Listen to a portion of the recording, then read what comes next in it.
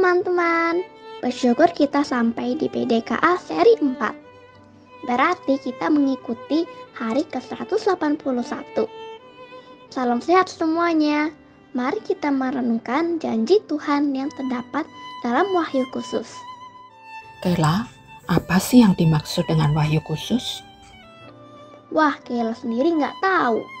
Coba besok Kayla tanya Papa, kemudian beritahu teman-teman. Hari ini kita akan mendengar penjelasan tentang Allah palsu yang tidak bisa menolong dirinya sendiri. Tapi lucunya Allah palsu ini disembah umat kepunyaan Tuhan. Betapa bodohnya manusia itu tidak bisa membedakan yang palsu dan yang asli. Memang kita butuh anugerah Tuhan. Mari anak-anak tersayang, kita dengarkan penjelasan hamba Tuhan berikut ini. Shalom anak-anak semua, mari kita sama-sama tundukkan kepala dan kita berdoa. Bapa dalam sorga, terima kasih Tuhan senantiasa menyertai dan menolong kami, sekalipun dalam hidup tiap-tiap yang kami jalani di hari kesehari yang ada. Senantiasa ada persoalan hidup, tapi kami bersyukur Tuhan telah menolong kami sehingga boleh melaluinya hari demi hari dengan begitu indah dan nikmat bersama dengan Tuhan.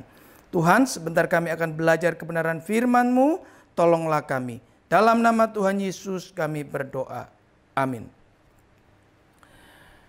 Bangsa Israel telah melakukan yang jahat di mata Tuhan, yakni telah tidak setia, telah tidak taat, dan tidak mempercayai Allah yang hidup.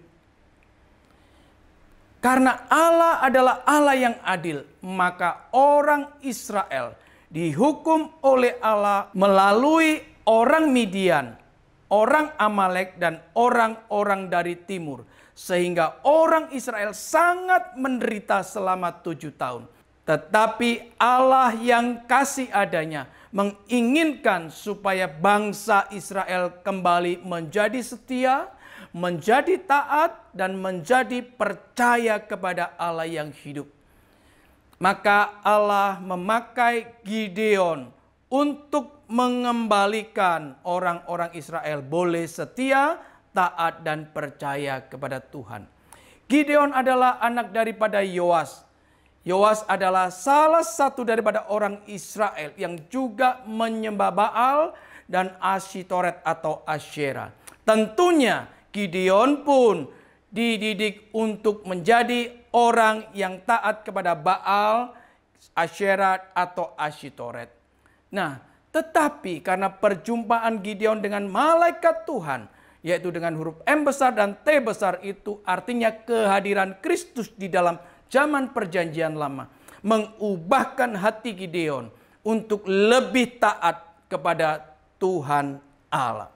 Itu sebabnya malam itu juga Tuhan Allah memerintahkan kepada Gideon untuk yang pertama merobohkan atau meruntuhkan mezbah Baal. Yang kedua memotong atau menebang tiang kayu yang besar yang menyerupai wajah Asyera atau Asytoret. Yang ketiga, dia harus mendirikan mezbah yang baru bagi Tuhan. Yang keempat, dia harus mengambil lembu yang kedua berumur 7 tahun milik ayahnya sebagai persembahan kurban bakaran. Gideon berpikir, kalau besok siang aku baru lakukan hal ini, maka tidak mungkin hal ini bisa terlaksana. Karena Gideon sedang ketakutan dengan keluarganya dan mengalami ketakutan karena orang-orang penduduk di kotanya. Itu sebabnya malam hari itu juga Gideon segera mempersembahkan lembu jantan berumur 7 tahun milik ayahnya sebagai kurban bakaran dengan menggunakan kayu tiang yang besar telah ditebang itu sebagai bahan bakarnya. Dan keesokan paginya maka gemparlah seluruh kota itu.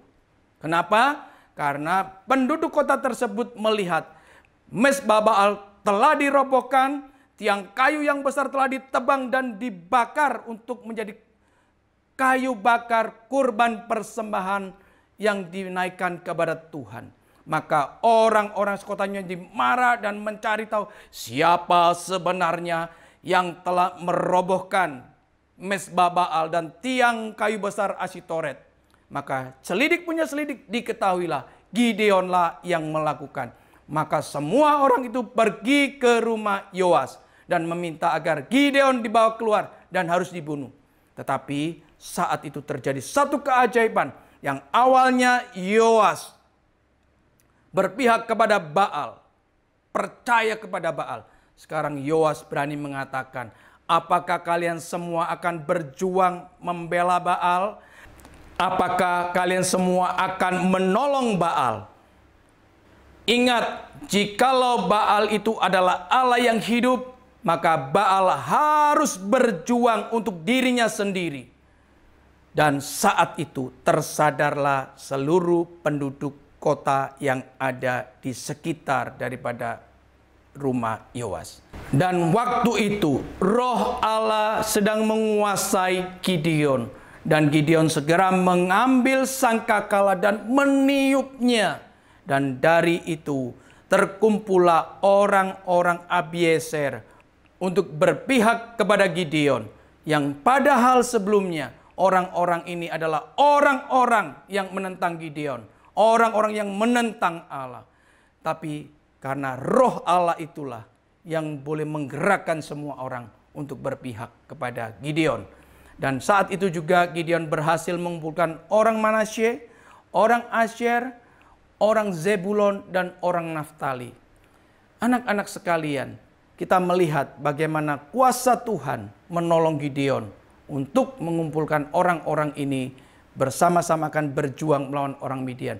Tetapi Gideon masih mempunyai keraguan. Benarkah aku ini dipakai oleh Tuhan untuk membebaskan orang Israel? Maka Gideon meminta tanda kepada Tuhan.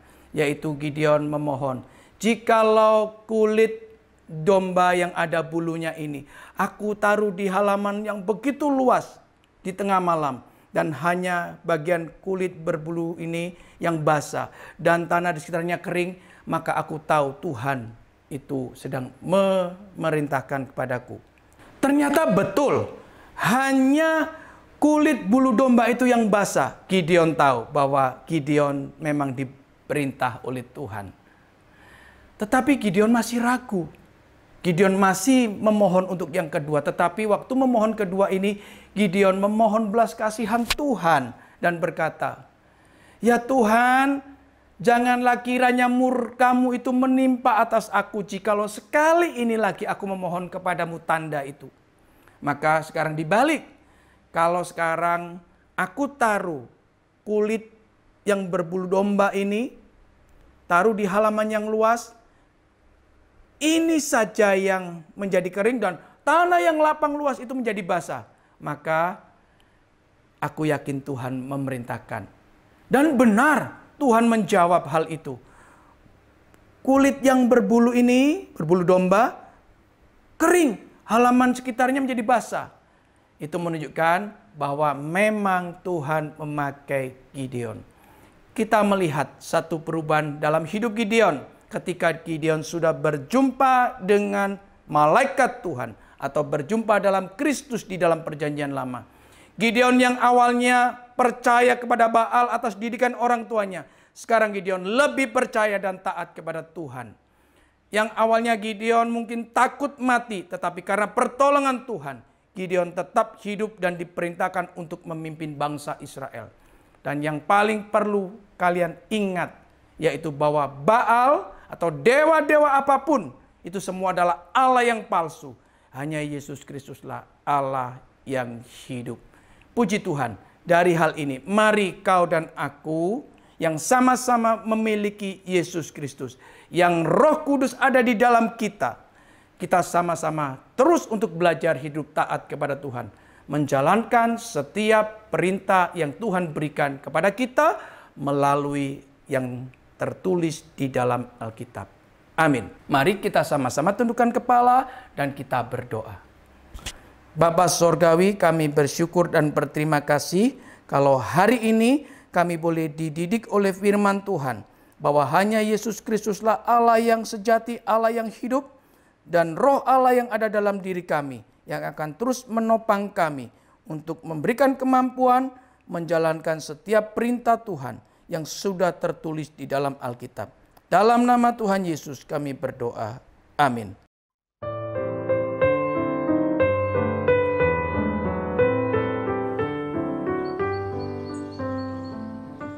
Kila pikir-pikir, ternyata manusia zaman sekarang tetap enggak makin pandai. Mungkin poinnya adalah dosa yang tidak bisa diselesaikan tanpa anugerah Tuhan. Kalau zaman sekarang yang menjadi Allah manusia adalah uang atau kuasa, di mana orang sering memperalat Tuhan demi mendapatkan uang dan kekuasaan. Wah, serem amat ya, Ma.